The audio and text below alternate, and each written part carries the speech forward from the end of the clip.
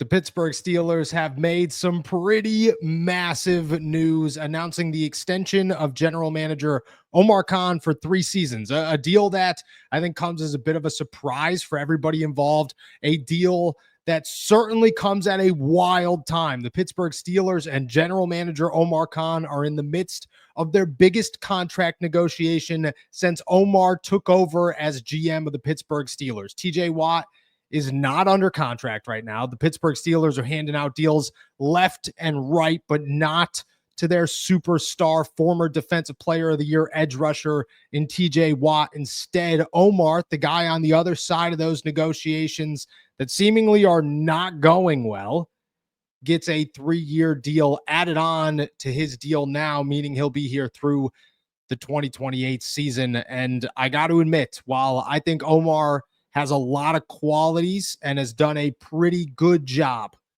as the Pittsburgh Steelers general manager up until this point, the Pittsburgh Steelers have still not won a playoff game, and they are in the midst of an offseason that comes with more chaos, more questions, more unknown, and more splash than we have seen in a long, long time, which tells me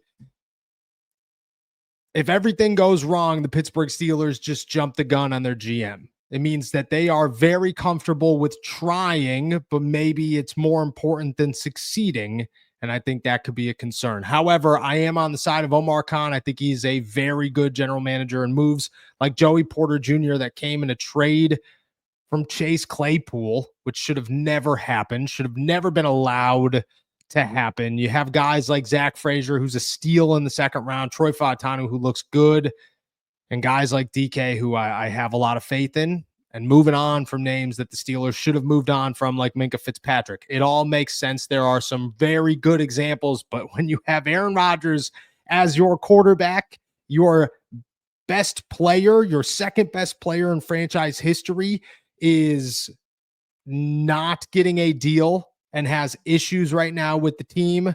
And when you just traded one of your top 5 best players and maybe the third biggest name on your team, I mean, it's a wild time to say, here's a new deal. You're sticking around. We'll see if it works out, but it is a ballsy move by the Pittsburgh Steelers, a big one for sure. Omar Khan is here to stay for at least the next 3 seasons.